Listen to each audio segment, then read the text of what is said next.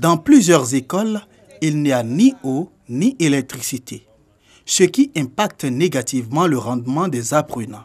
Pour venir en aide aux élèves, l'entreprise américaine Al Delano propose une unité de production d'énergie solaire accompagnée d'un réfrigérateur solaire.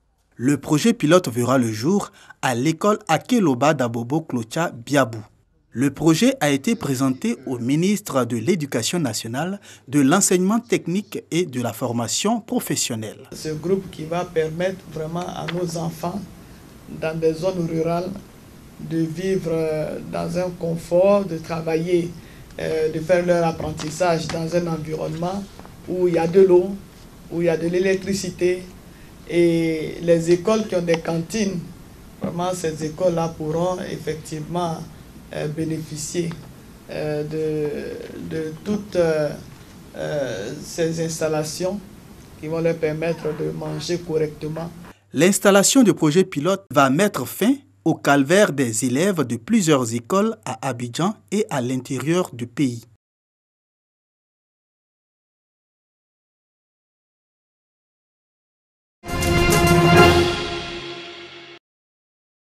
Selon les rapports, 45% des décès des enfants de moins de 5 ans sont liés à la malnutrition dans le monde. Face à cela, le gouvernement multiplie les stratégies afin de donner une santé harmonieuse à tous les enfants du pays.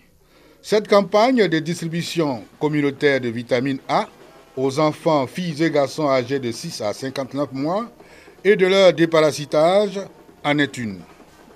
Sakassou, dans le Béquet, ville du lancement officiel de la campagne de nutrition.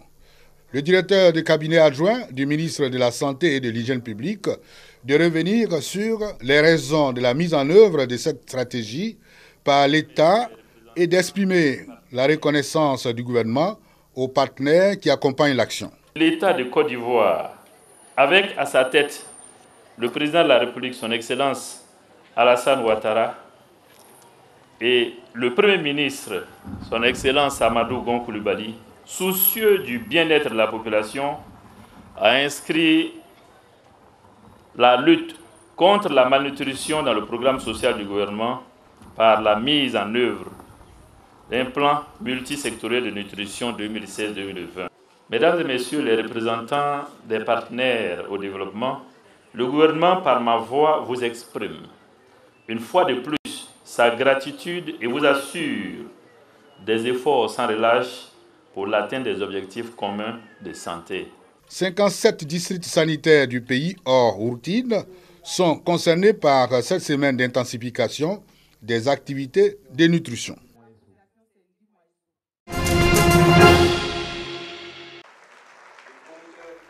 L'Association pour la sauvegarde et la promotion de la pensée de El Hadj Aboubakar Gambik Tsako, en partenariat avec la Fondation Félix Houphouët-Boigny pour la recherche de la paix, emprunte les nouvelles routes de la soie afin d'en dégager des opportunités pour la Côte d'Ivoire. Dans la vision du président chinois Xi Jinping, il s'agit de la renaissance de l'ancienne route de la soie qui existait il y a 2000 ans. Elle reliait la côte pacifique de la Chine à la Méditerranée en passant par l'Europe. À l'heure de la mondialisation, la Chine renoue avec son passé pour mieux exploiter son modèle économique. La Côte d'Ivoire est donc vue comme une opportunité. C'est tout le sens de cette conférence qui a réuni des étudiants de l'Institut national polytechnique Félix Houphouët-Boigny, des opérateurs économiques et des décideurs. On a une représentation très souvent de la stratégie comme étant d'abord la bataille, le combat, le fait de s'imposer. Or, on peut tout à fait penser à des stratégies créatives où précisément on va travailler avec les autres et pas uniquement contre les autres. Une réelle opportunité pour la Côte d'Ivoire. Yamoussoukro, parce que c'est pour nous le centre, Yamoussoukro c'est la capitale, et de surcroît, Yamoussoukro c'est la capitale scientifique de toute l'Afrique de l'Ouest. Et le développement tel qu'il est conçu aujourd'hui par la Chine, il est fondé sur les sciences. Et je pense qu'on fait le lien entre la capitale des sciences, la Chine et Yamoussoukro. Pour la suite, le district autonome de Yamoussoukro entend faire des nouvelles routes de la soie un moyen de faire de Yamoussoukro la capitale des échanges économiques scientifique et culturel entre la Côte d'Ivoire et la Chine.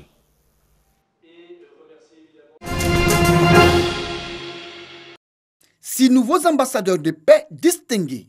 Ils ont été honorés par la Fédération universelle pour la paix pour leurs actions en faveur de la paix et de la cohésion sociale. Je pense que la paix, c'est un concept universel. C'est un concept aujourd'hui dont tout le monde a besoin. J'ai décidé d'accepter cette distinction parce que je suis profondément engagé du côté de la paix. Il est très important pour nous d'avoir le maximum d'ambassadeurs de paix pour aller partout en Côte d'Ivoire pour promouvoir cette paix-là.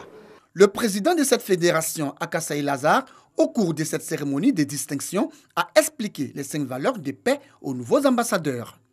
Il faut croire en Dieu, c'est très important.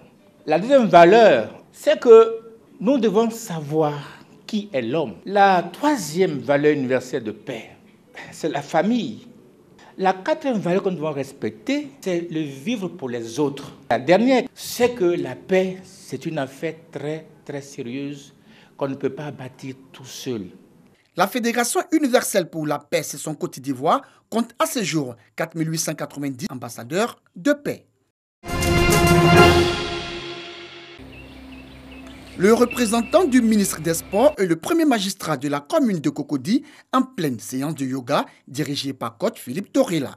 C'était à l'occasion de la célébration de la journée internationale du yoga. C'est la première fois que je pratique une séance de yoga et je pense que avec les techniques qu'ils ont, nous allons repasser et nous allons essayer de nous mettre aussi dans le yoga. C'est un sport qui est déjà pratiqué par les Ivoiriens. Et nous qui faisons le fitness, parfois même en étirement, nous faisons cette activité. Nous avons des coachs qui nous orientent dans ce sens-là. Mais je crois que ce que le ministère va faire, c'est la fédération. Yoga means unison. Le yoga permet, lorsqu'il est pratiqué de façon sérieuse, de connecter l'esprit et le corps afin de prévenir certaines maladies physiques que l'on pourrait avoir. Une pratique du yoga régulière permet d'améliorer aussi la santé de la personne qui le pratique. Comme le représentant du ministre et le maire de Cocody, les participants se réjouissent de la pratique de ce sport. C'est un sport qui te permet de pouvoir relâcher un peu la pression et de pouvoir évacuer tout le stress qu'on a subi par le travail et tout ça. Je suis à ma seconde édition de yoga et pour les personnes qui sont beaucoup stressées, avec nous qui subissons beaucoup de trucs au niveau du travail, c'est assez important parce que ça aide vraiment à vider un peu le stress au niveau du corps. Une discipline du corps et de l'esprit qui comporte une grande variété d'exercices et de techniques. Les techniques employées utilisent des postures physiques asana, des pratiques respiratoires pranaya et des pratiques de méditation et de relaxation profonde yoga nidra.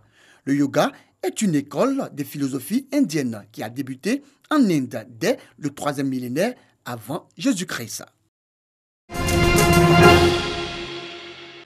Match très serré entre le Maroc et la Namibie pour le compte de la 5e opposition de la CAN 2019 depuis le début des hostilités au pied des pyramides. Tout s'est joué en seconde période, même si la première soldée par 0-0 a été animée par quelques occasions de but de part et d'autre. Le but de la délivrance pour les Verts et Rouges intervient à la 89e minute suite à une réalisation contre son camp du malheureux Kémouné Itamounia. Le Maroc revient de loin et empoche 3 précieux points en attendant de croiser le fer avec la Côte d'Ivoire vendredi.